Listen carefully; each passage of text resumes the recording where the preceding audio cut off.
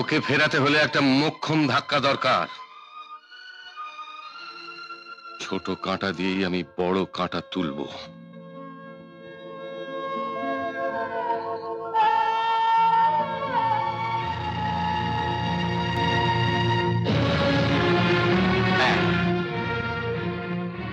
এই রইল তোর গর্ব করার সম্পদ, তোর বংশে বাতি দেবার সলতে।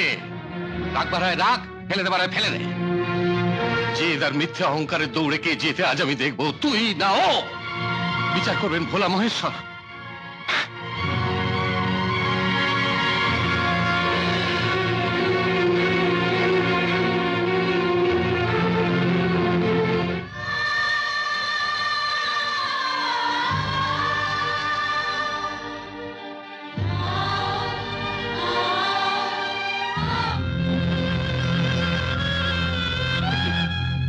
জিনিসপত্র গোছাচ্ছ কেন?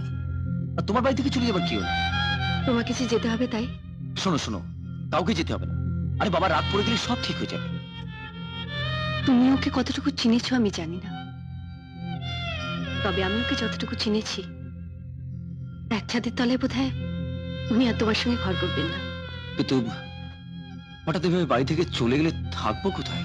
যেখানেই হোক, আর কিছু না হোক, গাছতলার আশ্রয় তো কেউ কেড়ে নিতে পারবে না।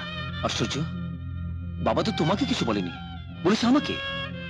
না, অপমান করেছেন আমার স্বামীকে, অভিসম্পাদ দিয়েছেন আমার স্বামীকে। সবার সামনে আমার স্বামী মাথা নিচু করে থাকবে, স্ত্রী হয়ে আমি সেটা কিছুতেই সহ্য করবো না, কিছুতেই না। সীতা, সীতা, স্বামী হয়ে আমি তোমাকে এতদিনও চিনতে পারিনি। তুমি আমাকে ক্ষমা করে দিও।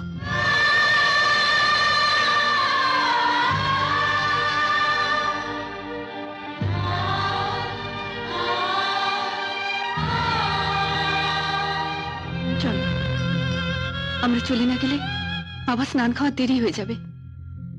সারা রাত জাগা ক্লান্ত মানুষটাকে আর কষ্ট দিও না।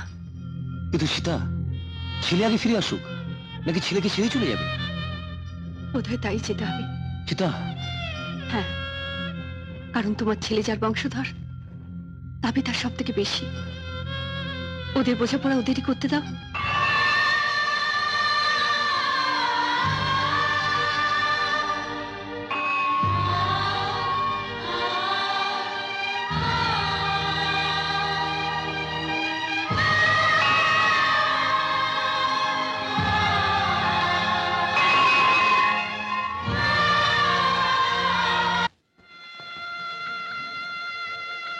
দাঁড়াও বৌমা, তুমি কি সত্যি সত্যি বাড়ি ছেড়ে চলে যাচ্ছ বৌমা? হ্যাঁ মা, খেলার শেষের পরেও যদি কোনো পরাজিত টিম মাঠে দাঁড়িয়ে থাকে, তাহলে কি তাদের কোনো জেতার সম্ভাবনা থাকে? কিন্তু তোমার শ্বশুর মশাই বাড়িতে ফিরে আসা পর্যন্ত অপেক্ষা করলে হতো না বৌমা?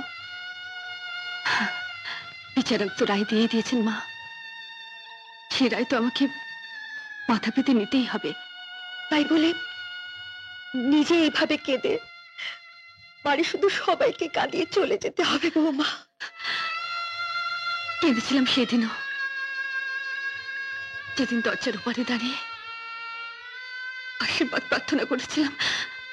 আমার জন্য নয় মা, আপনাদেরই বংশধরের জন্য, কিন্তু পাইনি বৌমা।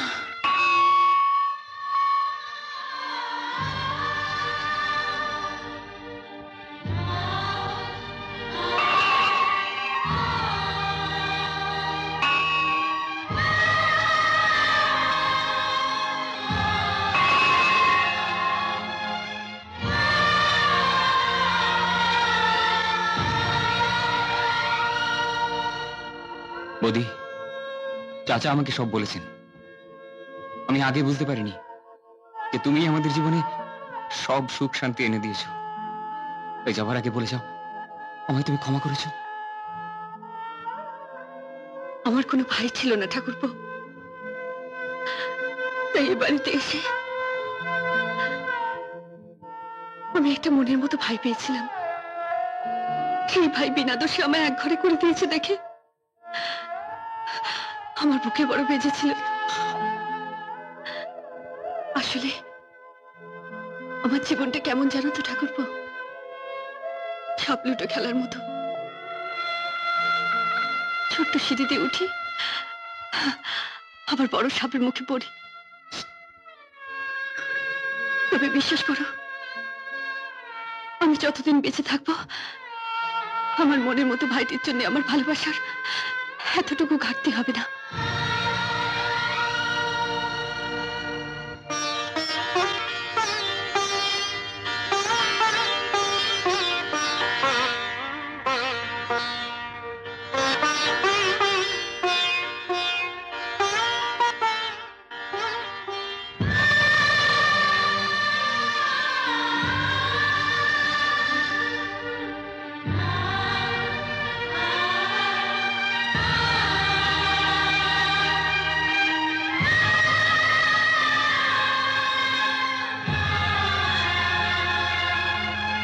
দিদি, তুমি যাকে তোমার ছেলে বলে মেনে নিয়েছিলে সেই সাগরকে ফেলে রেখে চলে যেতে পারবে?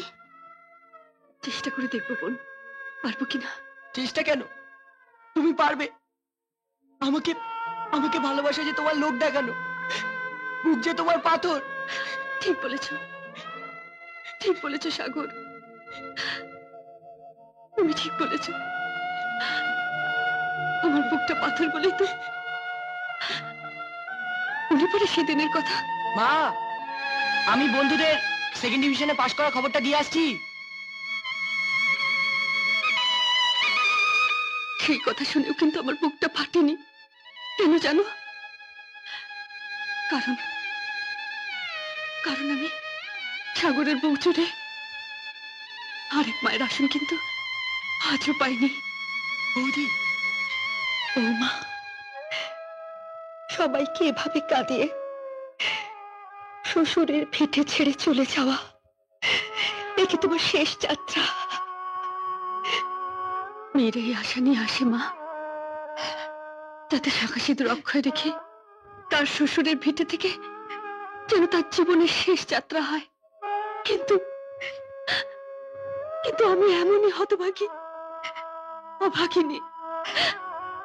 সব পেয়েও, সব হারিয়েও আজ যে আমার শেষ যাত্রা মা। চলো। না বৌমা, না, এই কথা বলো না, বলো না এমন কথা। আজ আমার ভুল ভেঙে গেছে। ওগো তুমি, তুমি? হ্যাঁ হ্যাঁ বড় বউ, আজ এতদিন পরে বুঝতে পারলাম রং দিয়ে আঁকা এই ভাগের দাগটা মিথ্যে, আসল দাগটা মনের ভেতরে। সেই দাগ আমার মুছে দিয়েছে এই দাদু ভাই। না বেআই মশাই, শুধু আপনার নাতি নয়, এই মাসুদ ভাই আর আপনার বড় পুত্রবধূ যেভাবে আমাদের সকলকে এক ঘাটে জল খাওয়ালেন, তাতেই তো আপনার ভুল ভাঙলো। আর আমারও পুত্রবধূ ঘরে ফিরে এলো। কি বলছেন আপনি? অবাক হচ্ছেন? জয় বাবা, বৌদি, কে মশাই, এবার বিশ্বাস হলো? হ্যাঁ, ওরা যে এত সব কাণ্ড করেছে আমি তো বুঝতেই পারিনি। কি করে পারবেন? রাগে অভিমানে তো একেবারে অন্ধ হয়েছিলেন। নইলে মাসুদ ভাইয়ের মতন বন্ধু আর সীতার মতন পুত্রবধূ কজনের ভাগ্যে জোটে?